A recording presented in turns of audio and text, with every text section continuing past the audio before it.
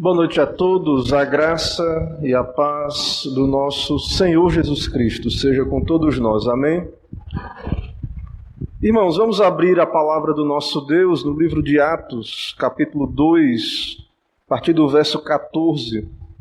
Atos dos Apóstolos, capítulo 2, Atos 2, a partir do verso 14 até o verso 41, texto que iremos considerar nesta noite, expor a palavra do nosso Deus. Eu vou ler o texto, os irmãos acompanham.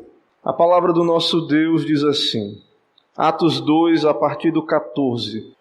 Então se levantou Pedro com os 11 e, erguendo a voz, advertiu-os nestes termos: varões judeus e todos os habitantes de Jerusalém, tomai conhecimento disto e atentai nas minhas palavras. Estes homens não estão embriagados, como vindes pensando, sendo esta a 3ª hora do dia.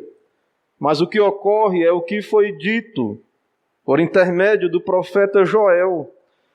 E acontecerá nos últimos dias, diz o Senhor, que derramarei do meu espírito sobre toda a carne. Vossos filhos e vossas filhas profetizarão, vossos jovens terão visões e sonharão vossos velhos. Até sobre meus servos e sobre as minhas servas derramarei do meu espírito naqueles dias e profetizarão. Mostrarei prodígios em cima no céu e sinais embaixo na terra, sangue, fogo e vapor de fumaça. O sol se converterá em trevas e a lua em sangue, antes que venha o grande e glorioso dia do Senhor. E acontecerá que todo aquele que invocar o nome do Senhor será salvo. Varões israelitas, atendei a estas palavras. Jesus o Nazareno, varão aprovado por Deus, diante de vós com milagres, prodígios e sinais, os quais o próprio Deus realizou por intermédio dele entre vós, como vós mesmos sabeis, sendo este entregue pelo determinado desígnio e presciência de Deus, vós o matastes, crucificando-o por mão de iníquos, ao qual, porém, Deus ressuscitou, rompendo os grilhões da morte, porquanto não era possível fosse ele retido por ela. Porque a respeito dele, diz Davi, diante de mim via sempre o Senhor, porque está à minha direita para que eu não seja abalado. Por isso se alegrou o meu coração e a minha língua exultou. Além disto, também a minha própria carne repousará em esperança. Porque não deixarás a minha alma na morte, nem permitirás que o teu santo veja corrupção. Fizeste-me conhecer os caminhos da vida, encher-me-ás de alegria na tua presença. Irmãos, seja-me permitido dizer-vos claramente, a respeito do patriarca Davi, que ele morreu e foi sepultado, e o seu túmulo permanece entre nós até hoje. Sendo, pois, profeta, e sabendo que Deus lhe havia jurado que um dos seus descendentes se assentaria no seu trono, prevendo isto, referiu-se à ressurreição de Cristo, que nem foi deixado na morte, nem o seu corpo experimentou corrupção. A este Jesus Deus ressuscitou, do que todos nós somos testemunhas. Exaltado, pois, à destra de Deus, tendo recebido do Pai a promessa do Espírito Santo, derramou isto que vedes e ouvis. Porque Davi não subiu ao céu, mas ele mesmo declara: disse o Senhor ao meu Senhor, assenta-te à minha direita, até que eu ponha os teus inimigos por estrado dos teus pés. Esteja absolutamente certa, pois, toda a casa de Israel, de que a este Jesus que vós crucificastes, Deus o fez Senhor e Cristo.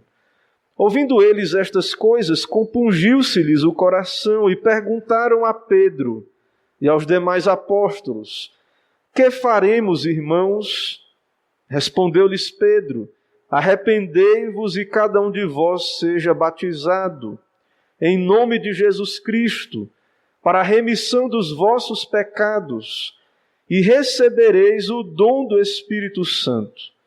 Pois para vós outros é a promessa, para vossos filhos, e para todos os que ainda estão longe, isto é, para quantos o Senhor nosso Deus chamar. Com muitas outras palavras deu testemunho, e exortava-os dizendo: salvai-vos desta geração perversa.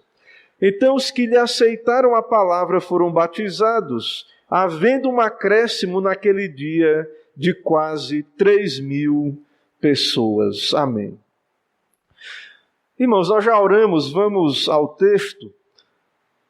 Meus irmãos, estamos expondo esse livro de Atos, e diante desse texto nós meditamos aqui nesta noite.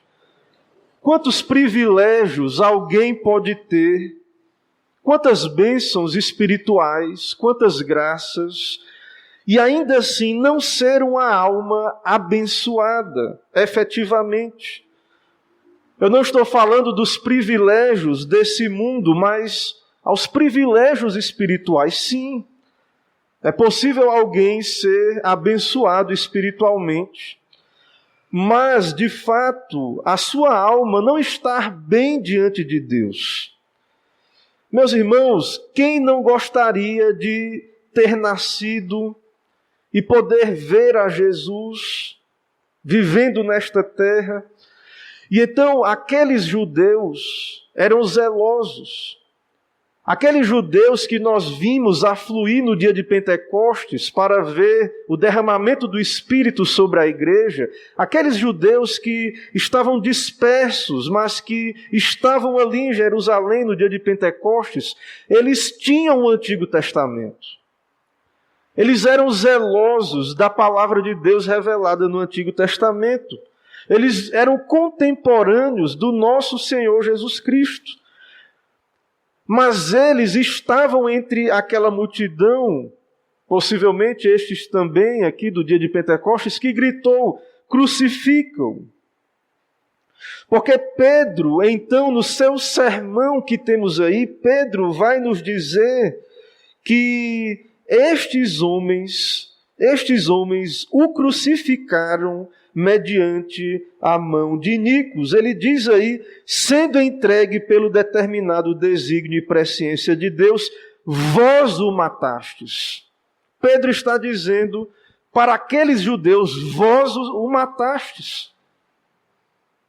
Vocês, judeus, que receberam a palavra de Deus, que eram o povo da aliança e ainda continuam sendo o povo do pacto, que Deus deu a sua lei, vós matastes a Cristo.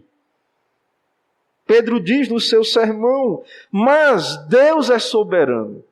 Vocês fizeram isso por causa do pecado de vocês. Mas Pedro diz, sendo este entregue pelo determinado desígnio e presciência de Deus, vós o matastes, crucificando por mão de iníquos.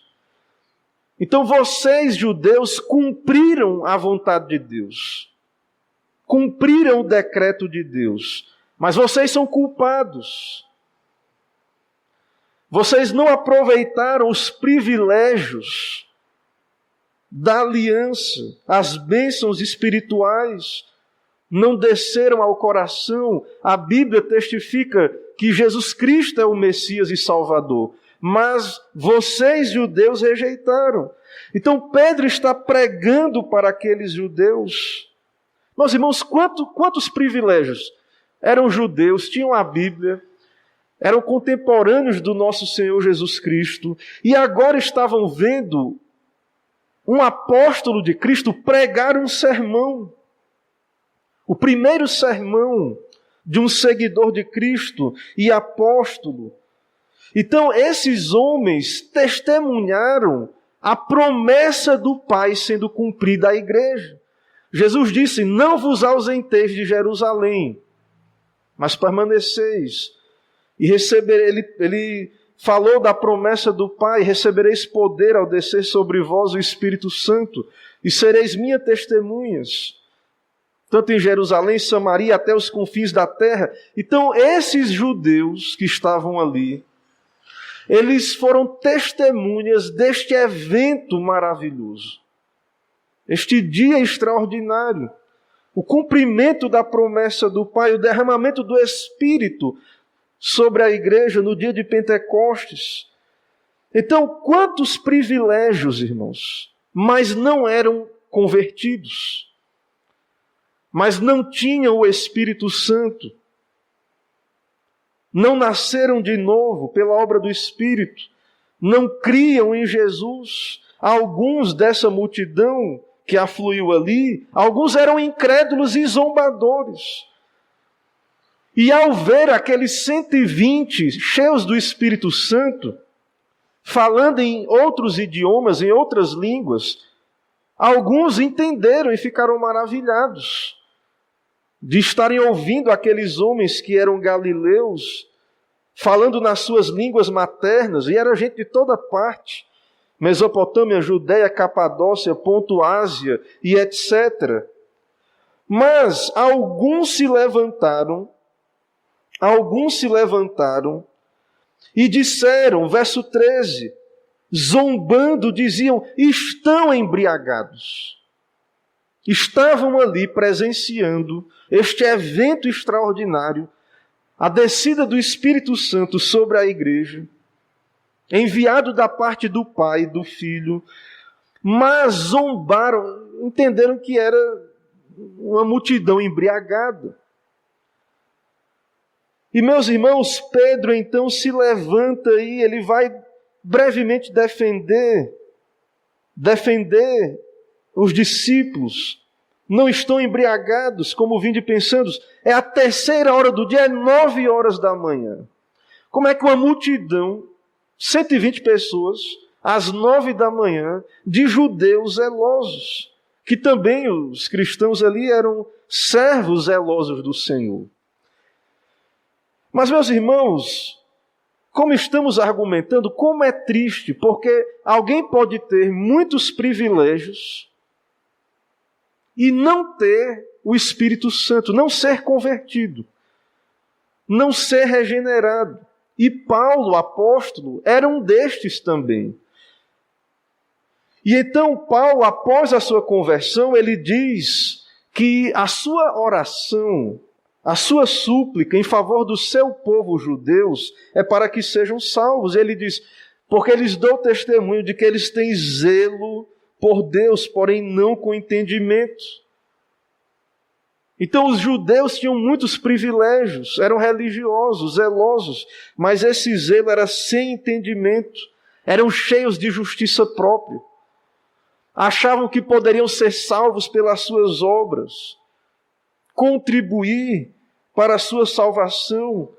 Não se sujeitaram à justiça que vem de Deus, por meio de Cristo. Porque o fim da lei é Cristo, para a justiça de todo aquele que crê. O alvo da lei é Cristo, ela se cumpriu em Cristo. Ele cumpriu a lei em nosso lugar. Somos salvos pela graça. Então, esses judeus são contemporâneos de Jesus Cristo. Eles tinham conhecimento sobre o Senhor. Eles viveram naquele período em que o Senhor viveu. E eles agora testemunharam o dia de Pentecostes. E agora estão ouvindo uma pregação cristã. Esses que mataram a Cristo, Deus enviou agora, mais uma vez, a sua palavra, a pregação. Então, irmãos, não devemos ignorar o privilégio dos judeus, ser um judeu. Naqueles dias, especialmente, ter as promessas, os pactos, a aliança, o culto, a revelação de Deus, a palavra de Deus. Mas nada disso foi suficiente. Nada disso foi suficiente. Então Paulo, o apóstolo Paulo também, ele diz que ele tinha grande tristeza no seu coração, no seu espírito.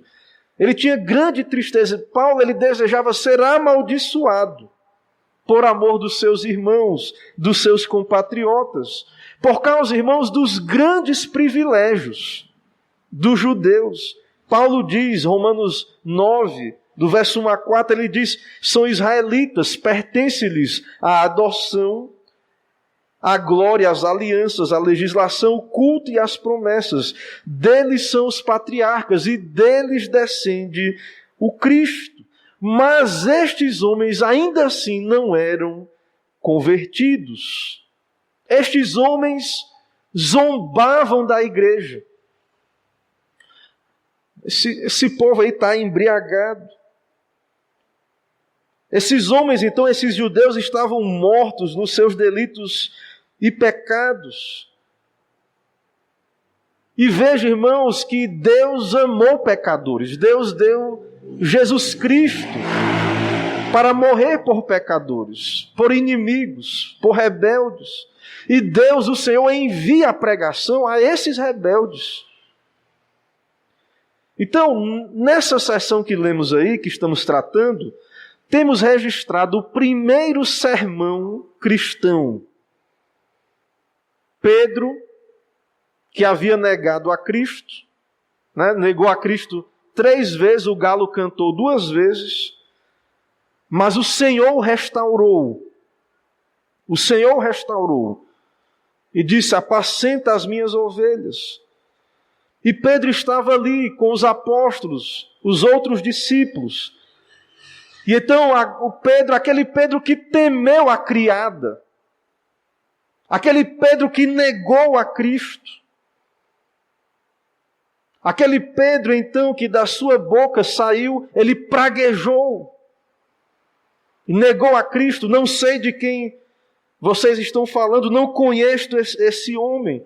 Aquele Pedro, irmãos, covarde, que negou a Cristo. Agora nós vemos esse Pedro se levantar para, com ousadia, cheio do Espírito Santo, pregar um sermão expositivo, pregar a Cristo, anunciar o Evangelho, um sermão baseado nas Escrituras, um sermão bíblico, recheado de citações da Bíblia. Apóstolo de Cristo Jesus, que negou a Cristo, que agiu covardemente, se arrependeu, foi restaurado, e agora recebendo a promessa do Espírito Santo que o Senhor havia dito, e recebereis poder ao descer sobre vós o Espírito Santo, e sereis minhas testemunhas. Então, esse Pedro agora se levanta com ousadia, cheio do Espírito de Deus. E o que um homem cheio do Espírito de Deus faz? Prega a Cristo, fala de Cristo, anuncia o Evangelho, testemunha de Cristo. Então esse Pedro, irmãos, pecador, que negou a Cristo, temeu a homens, agora ele confessa a Cristo abertamente. E é muito fácil pregar para quem é simpatizante da igreja, ou quem é favorável e quer nos ouvir. Não, Pedro está pregando para inimigos, rebeldes, para aqueles que gritaram, crucificam-o. Pedro está pregando, irmãos, para inimigos, opositores. Então, é uma evidência do Espírito Santo de coragem, de falar a verdade, de anunciar o Evangelho, com ousadia, com coragem, sem temor de homens, não para agradar a homens. Uma característica, irmãos, de uma igreja, quando a igreja está avivada, quando Deus envia o seu Espírito, então, é que a Bíblia é pregada com autoridade, não para agradar a homens. E o pecado, o juízo de Deus é anunciado. Nós vamos ver aqui que Pedro cita Joel, que fala de juízo de Deus. E Pedro diz, vós matastes a Cristo. Imagine a coragem. Poderia morrer naquele mesmo dia ao fazer isso. Aquela multidão poderia se rebelar e matá-lo ali mesmo. Destruir aquela igreja ali mesmo. Mas não temeu a homens. Ele se põe de pé, não está bêbado, mas está cheio do Espírito, de coragem, de ousadia. E os apóstolos também, os outros ali, em pé. E Pedro pregou. Pedro pregou, anunciou. E temos aqui o sermão. Um resumo, possivelmente um resumo. Então Pedro não perde muito tempo defendendo que não é vinho, isso aqui não é vinho. E muita gente, embora não é o foco aqui, mas só para deixar claro, muita gente defende aí que o álcool da Bíblia não embriaga, né? Então, se não embriagasse, então não haveria por que essa acusação contra a igreja ali, contra os apóstolos. Quando Pedro tem que dizer, esses homens não estão embriagados. Tudo indica ali era o vinho novo. E que era usado também na Páscoa. Então, irmãos, Pedro ele não vai se deter muito. Mas o fato é que o vinho embriaga mesmo. Mas não era vinho. Eles não estavam bêbados ali. Então, Pedro se levanta e ele prega o Evangelho. Ele prega o Evangelho. Ele não está sob efeito de álcool, mas do Espírito de Deus. E ele então diz ali que estes homens estão cheios do Espírito. Que o que eles estão vendo ali, os rebeldes, os opositores, o que eles estão vendo, os opositores, é o cumprimento da palavra de Deus. Verso 16. Mas o que ocorre é o que foi dito por intermédio do profeta Joel. E acontecerá nos últimos dias, diz o Senhor, que derramarei do meu espírito sobre toda a carne. Vossos filhos e vossas filhas profetizarão, vossos jovens terão visões e sonharão vossos velhos. Irmãos, Deus, o Espírito Santo, o Deus Trino, Pai, Filho e Espírito Santo, é o Deus das Escrituras. E Deus, o Espírito, já está presente no Antigo Testamento. Ele que inspirou a Bíblia. Mas, no Antigo Testamento, nem todos recebiam de modo especial o ofício profético ou os dons de profecia. Você lembra que Deus escolheu Moisés para esse encargo? E sempre houve aquela tentação dos outros se rebelarem contra o Moisés. Por que é que Deus fala só com Moisés? E Jetro até recomendou Moisés que era um fardo muito pesado, só ele julgar o povo. E recomendou Moisés escolher outros. E lá no Antigo Testamento, 70 homens escolhidos, depois, aquele espírito que estava em Moisés foi dividido e outros também foram cheios do Espírito. Mas nem toda a congregação tinha essas evidências do Espírito Santo. Aqui no Novo Testamento, a igreja reunida, os 120, todos foram cheios do Espírito. Não, essa aqui é uma categoria mais santa aqui da igreja, que é quem vai ter o Espírito. Então, todos os crentes que estavam reunidos, todos os crentes receberam o batismo com o Espírito Santo, a promessa. Todos receberam, todos falaram em línguas ali, em idiomas. Então, Pedro está dizendo que isso é o cumprimento da profecia de Joel, nos deixando claro, irmãos, que depois que Cristo veio e ressuscitou, que nós estamos vivendo nos últimos dias.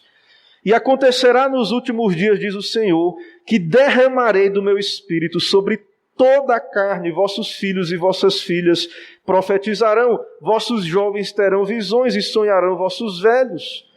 E fala dos servos e servas. Então, o que estava acontecendo ali é o cumprimento da profecia de Joel. Então, esse derramamento do Espírito foi profetizado no Antigo Testamento. A era apostólica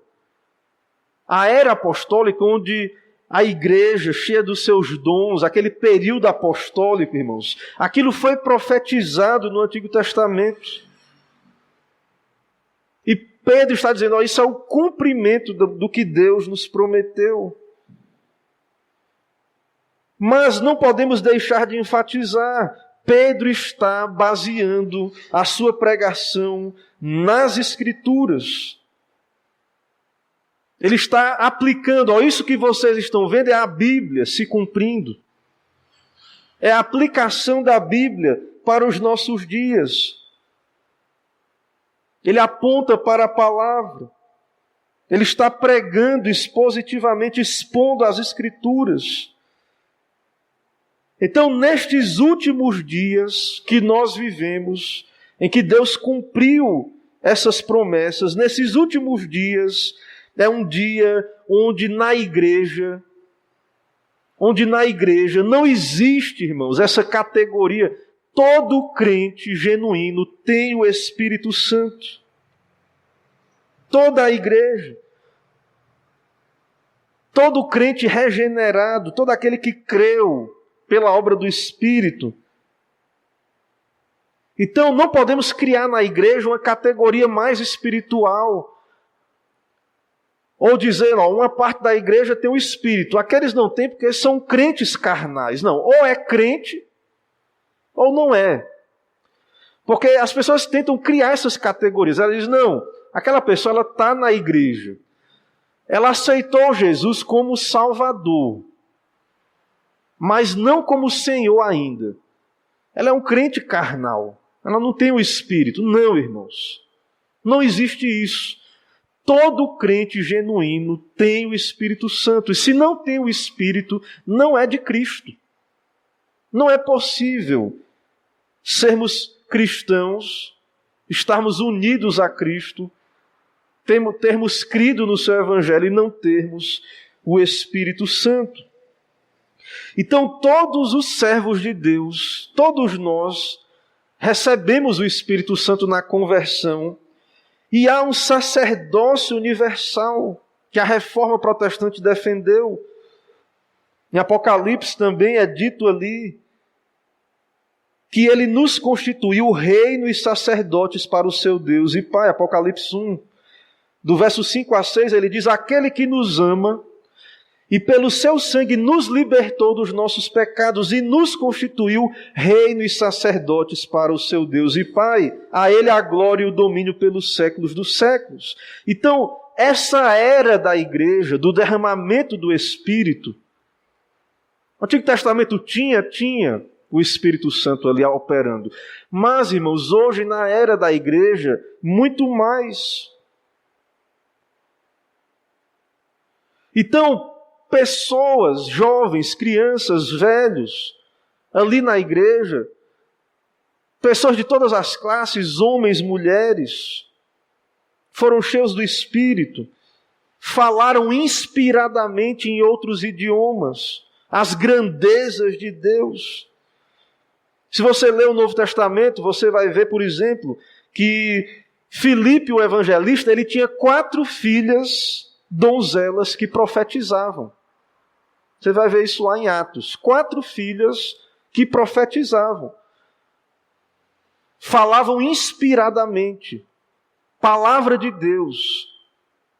Como que elas eram como que canais de revelação de Deus. Então, na igreja apostólica, na igreja ali, nós vemos esse derramamento do Espírito Santo. A igreja cheia destes dons, nós cremos nisso. Embora Paulo diz na sua primeira carta aos Coríntios que as mulheres ali no contexto da igreja aos Coríntios, que também tinham esses dons revelacionais, a mulher por causa dos anjos deveria trazer véu como sinal da autoridade.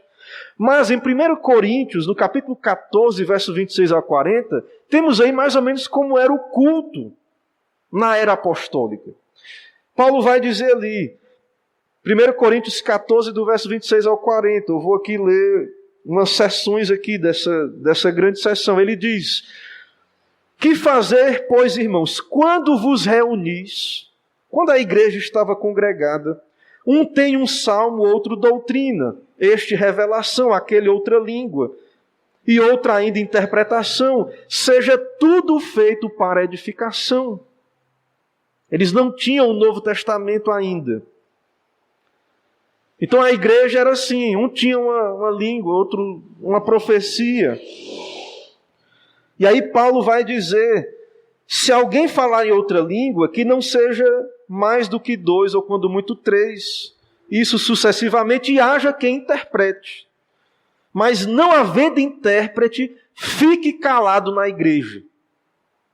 Não havendo intérprete, fique calado na igreja. É Paulo que está falando. Apóstolo de Cristo. Fique calado, falando consigo mesmo e com Deus. Tratando-se de profetas, falem apenas 2 ou 3 e os outros julguem. E aí, irmãos, nós podemos ver no Novo Testamento a igreja, os dons, esses dons extraordinários. Ali você pode ver isso nas cartas de Paulo. E então, esses dons extraordinários. Então, Pedro está dizendo que o que está acontecendo aqui é o cumprimento desta promessa do Antigo Testamento. Ou seja, os judeus, irmãos, não deveriam ficar surpresos com o que estava acontecendo. Não deveriam. Em conexão com isso, a profecia de Joel fala aí dos juízos. Verso 19, 20 e 21 de Atos 2, 19 diz, mostrarei prodígios em cima no céu e sinais embaixo na terra, sangue, fogo e vapor de fumaça, o sol se converterá em trevas e a lua em sangue, antes que venha o grande e glorioso dia do Senhor. Uma mensagem escatológica, né?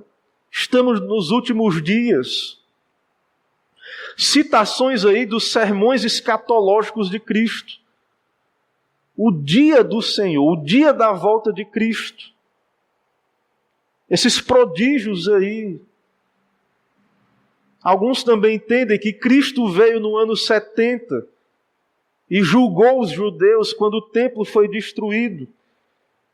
Cristo, nos seus sermões escatológicos, ele também falou desta vinda. Ele falou desses fenômenos de sol escurecendo, a lua não dando a sua claridade. Esses sinais da volta de Cristo. Nos mostrando, irmãos, que a igreja ela vivia consciente ali de estar vivendo os últimos dias. Essas profecias são para esse período entre a primeira vinda de Cristo e a sua segunda vinda. Estamos vivendo nestes últimos dias, na era da igreja. Essas profecias, então, predizem esses juízos, anunciam a destruição dos rebeldes.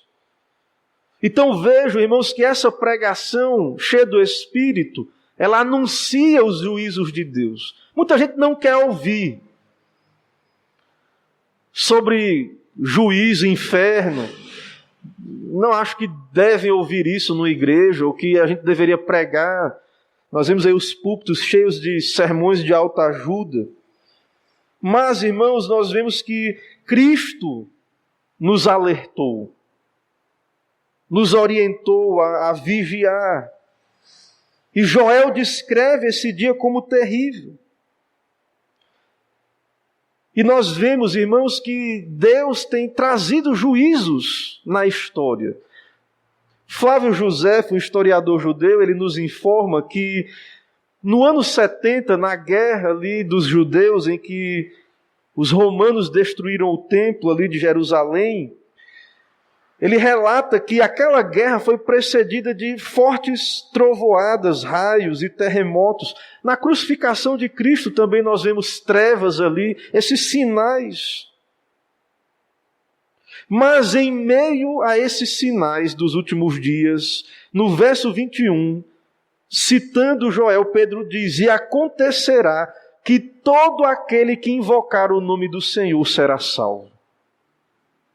Todo aquele que invocar a Cristo será salvo pela graça, sem méritos, Porque Cristo, irmãos, morreu por pecadores, morreu em nosso lugar. Cristo andou fazendo o bem. No verso 22, ele vai falar, que eu já citei aqui, que ele diz, ó, vós o matastes. Ele vai dizer que Jesus o Nazareno era varão aprovado diante de vós com milagres, prodígios e sinais que Deus realizou por intermédio dele. Irmãos, leiam com atenção o Evangelho, os irmãos vão perceber, Jesus ia por toda parte expulsando demônio de gente, curando cego, era coxo que andava, todos que iam a ele ali, ressuscitou pessoas. Jesus era varão, cheio do Espírito Santo, ele é Deus homem, cheio do Espírito. Ele andou pregando o Evangelho, operando milagres, e esses milagres, esses sinais, testificavam que ele é o Messias. Varão aprovado diante de Deus é o Senhor Jesus Cristo, com milagres, prodígios. Não há como contestar. Eles sabiam disso, dos milagres do Senhor Jesus Cristo, do que Deus operou por intermédio do nosso Senhor Jesus Cristo. Ele foi entregue pelo determinado desígnio e presciência de Deus. Vós o matastes, crucificando. Um homem santo, o Filho de Deus, o Deus homem, andou fazendo o bem, foi rejeitado. Mas era o propósito de Deus para a nossa salvação. Então este homem, este que é Deus homem, o nosso Salvador, morreu a morte de um criminoso, mas ele foi aprovado diante de Deus. Por isso no verso 24 Pedro diz, ao qual porém Deus ressuscitou, rompendo os grilhões da morte, porquanto não era possível fosse ele retido por ela. Então Cristo ressuscitou, o Santo de Deus. Deus o aprovou. Ele foi reprovado por aqueles homens, mas Deus o aprovou. E o ressuscitou. E não é o caso de Davi. Ele vai dizer a partir do verso 25 de Davi. Davi no Salmo ele diz, via sempre o Senhor diante de mim, porque está à minha direita para que eu não seja abalado. Davi diz, porque não deixarás a minha alma na morte, e nem permitirás que o teu santo veja a corrupção. Verso 27. E Pedro poderia dizer, como ele disse aí, Davi morreu e foi sepultado. E está até hoje aí, sepultado. No verso 29 ele diz, seja-me permitido dizer-vos claramente acerca de Davi, que ele morreu e foi sepultado, e o seu túmulo permanece entre nós até hoje. Ele sendo pois profeta, sabendo que Deus lhe havia jurado que um dos seus descendentes se assentaria no seu trono, prevendo isto, referiu-se à ressurreição de Cristo. Então esse texto que diz que não deixarás a minha alma na morte, dos Salmos, nem permitirás que o teu santo veja a corrupção. Esse texto é messiânico. Ele se cumpre em Jesus. Pedro está dizendo, Davi era profeta. Mas ele morreu e está sepultado, como Moisés. Como alguns dizem, né, que Maomé é profeta, está morto, foi sepultado. E outros aí profetas, né, ou ditos profetas, morreram e estão aí sepultados. Mas Cristo não deixarás a minha alma na morte, nem permitirás que o teu santo veja a corrupção. Verso 32, a este Jesus Deus ressuscitou, do que todos somos testemunhas. Cristo ressuscitou. É possível um homem ressuscitar? Há alguma evidência? Alguém já viu alguém ressuscitando? Cristo ressuscitou. Ele é o Deus homem, ele veio a este mundo, nascido de mulher, nascido sob a lei, mas ele veio por obra do Espírito. Ele viveu uma vida santa, sem pecado, em nosso lugar. Ele morreu na cruz, não porque merecesse, mas em nosso lugar. E ele ressuscitou ao terceiro dia. Como o texto diz aí, varão aprovado diante de Deus, exaltado à destra de Deus, tendo recebido a promessa do Espírito Santo, derramou isso que vedes e ouvis. Então, isto que vocês estão dizendo que é embriaguez, Cristo, exaltado à destra do Pai, derramou este sinal, este batismo com o Espírito Santo ali, aquele evento do dia de Pentecostes. Então, irmãos, vejam que Pedro prega a Cristo. Ele prega a palavra e ele diz, isso se cumpre em Cristo. No Antigo Testamento se cumpre em Jesus. Jesus é o cumprimento da palavra de Deus, das profecias. Então, irmãos, esse é um belo sermão cristocêntrico, bíblico. E vemos então uma igreja cheia do Espírito pregando o Evangelho, pregando a Bíblia. Mas eu quero trazer ainda, irmãos, algumas aplicações para nós hoje, algumas aplicações ainda a mais. Meus irmãos, então, o principal resultado deste dom do Espírito, e veja que houve aquele sinal que atraiu muita gente daquelas línguas, aqueles idiomas, mas o principal foi a pregação de Jesus Cristo. E veja que o tema da pregação não era o Espírito Santo, mas Cristo. Então, a igreja, irmãos, nós como crentes, nós devemos desejar o enchimento do Espírito? Sim, devemos desejar o enchimento do Espírito Santo. Mas, irmãos, uma igreja cheia do Espírito é uma igreja que anuncia a Cristo. Como falamos aí, especialmente hoje, porque, como vimos aí na era apostólica, a igreja não tinha o Novo Testamento ainda, o cânon fechado, os livros do Novo Testamento. E haviam aqueles dons ali, claro, dons do Espírito. Mas hoje, especialmente, quando você percebe que no final do período apostólico não foi deixado à igreja outros apóstolos. Isso é o testemunho da história da igreja, mas as últimas cartas do Novo Testamento, nós temos ali as cartas pastorais, a Timóteo, a Tito. E os apóstolos estabeleceram presbíteros na igreja, ou bispos, ou pastores, pregadores. E Paulo vai dizer a Timóteo, prega a palavra. Então, a igreja, irmãos, o Espírito, como já argumentamos no sermão anterior, ele foi dado à igreja, derramado para a igreja no dia de Pentecostes. Isso é um evento histórico. E o Espírito nunca mais deixou a igreja. Em toda a sua história. A igreja pode ter passado tempos difíceis na história. A igreja nunca é perfeita. Teve momentos que ela se distanciou mais da palavra, é verdade. Mas Deus sempre teve a sua igreja nesta terra, os seus.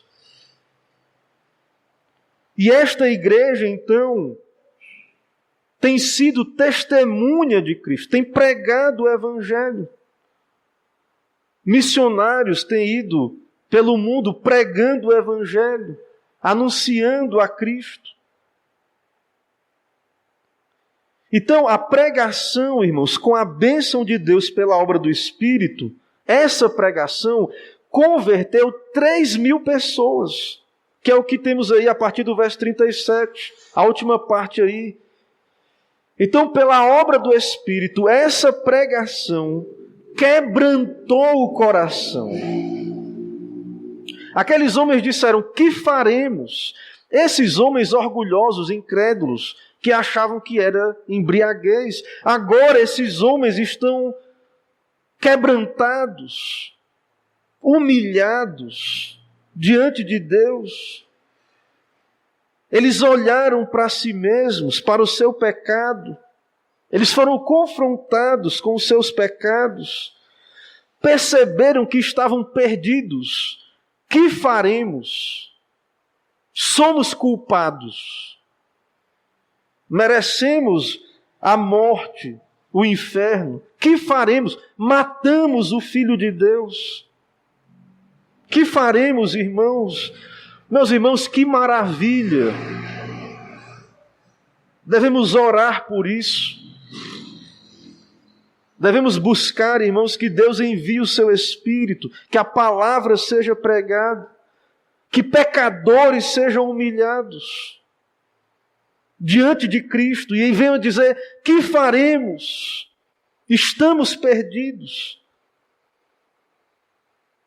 Então, será que é isto que buscamos? E vemos aí que quando Deus, o Espírito, quando a igreja está cheia do Espírito, ela prega este Evangelho com autoridade, com ousadia, com coragem.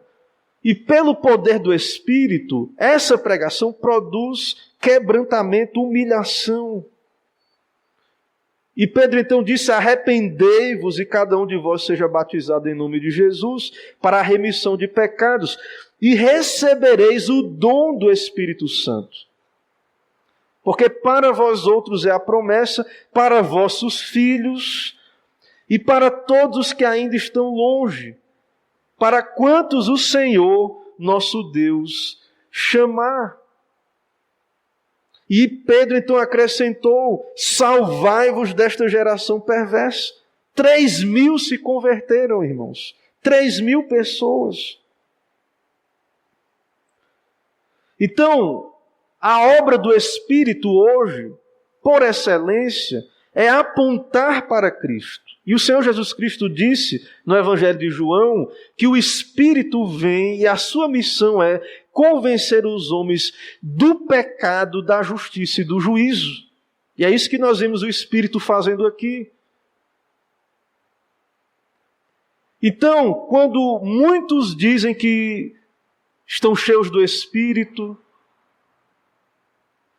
nós perguntamos: qual é o efeito desse enchimento do Espírito?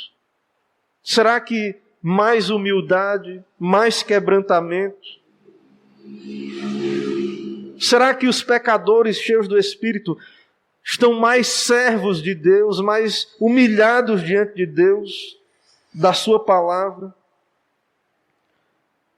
Então, irmãos, nós vemos aí que esta pregação, com a bênção de Deus, ela produz arrependimento para a vida. Ela leva pecadores aos pés da cruz de Cristo. E esse arrependimento leva estes homens a se unirem à igreja pelo batismo. Veja aí que Pedro diz: arrependei-vos e cada um de vós seja batizado em nome de Jesus Cristo, para a remissão dos vossos pecados, e recebereis o dom do Espírito Santo. O batismo é um rito de entrada na igreja. Então essas pessoas arrependidas eram batizadas, recebiam o dom do Espírito Santo, que é prometido em conexão ao arrependimento e à fé. Não é assim, primeiro vem à igreja, faça obras, vamos ver se você é santo mesmo, aí depois Deus vai pensar se vai lhe dar o Espírito. Não, irmãos. O que vemos aí, o que é dito aí, é: arrependei-vos. Cada um de vós seja batizado para a remissão dos pecados e recebereis o dom do Espírito Santo. O verdadeiro arrependimento, a obra da graça no coração, a regeneração está ligado ao recebimento deste dom. Então não é dito a eles que buscassem ainda um novo Pentecostes, ou não é dito isto a esses discípulos. Mas que eles receberiam o dom do Espírito. O perdão é prometido mediante o arrependimento e não por obras. Imediatamente, pelo arrependimento, Deus os perdoa. E a bênção do Espírito é prometida em conexão com o arrependimento. O dom do Espírito. Então a pergunta é, alguém pode ter o dom do arrependimento para a vida e não ter o Espírito Santo? Então, claro que sabemos, como falei, as pessoas dizem que tem crente carnal, né? Então, tem pessoas que nunca foram regeneradas, não nasceram de novo. É verdade, na igreja visível, é possível. Alguém que nunca experimentou uma verdadeira obra da graça. Mas, irmãos, o arrependimento e o recebimento do Espírito Santo na regeneração são obras que estão conectadas. Então, Deus promete esse dom, como o texto diz aí, essa promessa para vossos filhos, para todos os que ainda estão longe, ou seja, nós que não estávamos ali, fomos alvos dessa promessa. Isto é, para quantos o Senhor nosso Deus chamar. Quantos o Senhor nosso Deus chamar. Então, nós devemos crer nisso, que a verdadeira igreja, os crentes genuínos, têm o Espírito Santo. São regenerados, receberam este Espírito na sua conversão. O meio, e como é que eles receberam, pastor? Como é que foi isso? Pela pregação. A fé vem pelo ouvir, e ouvir a palavra de Deus. Não foi por obras, ouvindo a pregação de Pedro. Eles creram, se arrependeram dos seus pecados, e receberam o dom do Espírito. A pregação é um meio de graça. A fé vem pelo ouvir. Não entendemos, é um mistério. Mas enquanto estamos pregando a Cristo, anunciando o reino, o Evangelho, Deus, o Espírito, regenera pecadores. Lhes concede arrependimento e fé. Lhes une à igreja. Lhes concede este dom do Espírito. Então, irmãos, o método de receber esse Espírito na conversão é por ouvir a palavra de Deus. Não é obras, não é uma lista de coisas que eu tenho que fazer. Se eu for um crente mais santo, melhor, bom, Deus vai me dar o seu Espírito. Não é isso que vemos aí no livro de Atos, no Novo Testamento. Então, diante de tudo isso que vimos aí, ainda voltamos à nossa pergunta inicial. Quantos privilégios alguém pode ter e ainda assim não ser verdadeiramente abençoado? Irmãos, enquanto esse chamado de Deus não for eficaz nas nossas vidas, não produzir arrependimento e fé, enquanto esta palavra de Deus não nos quebrantar ao ponto de dizermos: que faremos, irmãos? Não adianta os privilégios, termos uma Bíblia, que é uma maravilha, termos uma igreja bíblica, um culto bíblico. É por isso que nós devemos orar, nos humilhar, pedir a Deus que fale, quebrante os corações, salve pecadores. Mas hoje, em nossos dias, muitos estão nas igrejas e muitos estão buscando uma experiência até com o Espírito, mais intimidade, mas nunca foram quebrantados, nunca experimentaram o novo nascimento, uma verdadeira obra da graça em seus corações, e são ensinados sobre o Espírito Santo, vários ensinos, e muitas vezes nos cultos, Cristo não é pregado. e uma doutrina do Espírito, onde o Espírito parece agir desconectado da Bíblia e exaltar a si mesmo, como se a obra do Espírito fosse exaltar a si mesmo e os seus dons, quando a obra do Espírito é apontar para Cristo. Então, irmãos, nós devemos ter muito cuidado. E não importa quantos privilégios temos nesta terra, se não temos essa obra da regeneração em nosso coração, somos miseráveis. Mas, como vemos aqui, nós não temos motivos para desesperar, porque Deus tem enviado a sua palavra a nós. Nós estamos ouvindo a pregação, nós temos Bíblias em nossas mãos, Deus tem nos dado a sua palavra. Temos boas evidências, irmãos, então, diante disso, de que Deus tem nos dado as operações do Espírito Santo em nossa consciência, com a palavra. Então, se você ainda não creu em Cristo, se você ainda não se humilhou aos pés de Cristo e o recebeu como Senhor e Salvador da sua vida, saiba disso, que Deus está lhe enviando a sua palavra. Você está ouvindo a pregação. E fora de Cristo, você é um pecador morto em seus delitos e pecados. Você, nessa história, você não se identifica com a igreja, mas com aqueles que zombavam de Cristo, que não criam, não creram em Cristo. Mas, irmãos, nós vemos aqui que a pregação foi enviada para pessoas também incrédulas, e a pregação tem sido enviada a nós. Então, nós precisamos crer no Evangelho, nos arrepender, nos unir à sua igreja, nos tornar um discípulo de Cristo, aceitá-lo nos seus termos. Ele é Salvador, mas Ele é Senhor. Ele morreu, mas Ele ressuscitou. Toda a autoridade lhe foi dada no céu e na terra. Ele é rei, Ele reina, Ele governa. Tudo está debaixo do seu governo, os seus decretos estão se cumprindo. Como foi dito aí, todo aquele que invocar o nome do Senhor será salvo. Também o nosso texto diz aí, a partir do verso 34, Davi não subiu ao céu, mas ele mesmo declara: disse o Senhor ao meu Senhor, assenta-te à minha direita, até que eu ponha os teus inimigos por estrado dos teus pés. Disse o Senhor ao meu Senhor. O Messias, Adonai, ao Deus pactual, Deus Filho ao Deus Pai, ou Deus Pai ao Deus Filho aí no caso.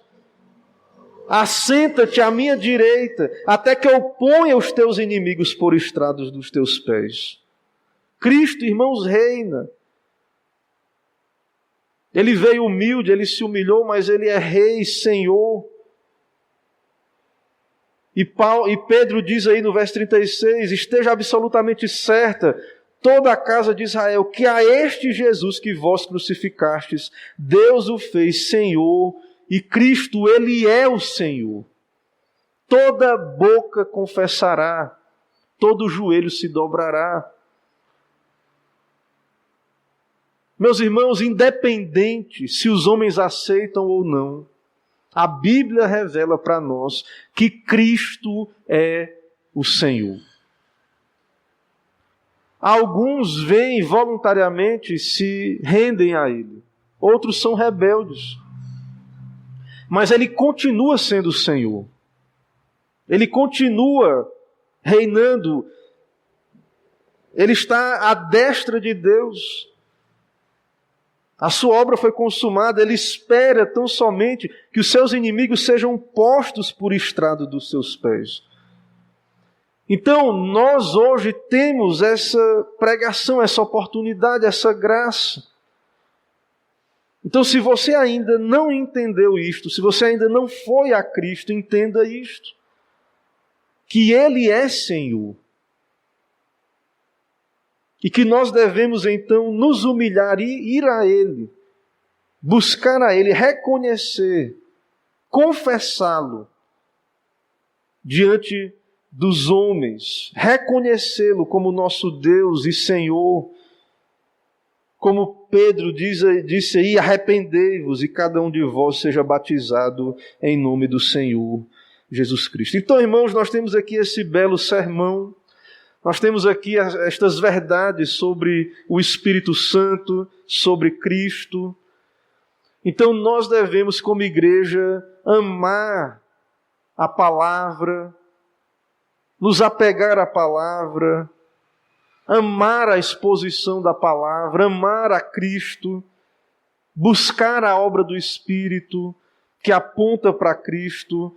Então esse é o propósito de Deus para a igreja hoje, para nós hoje. É isso que Deus, na sua palavra, irmãos, tem para nós como igreja.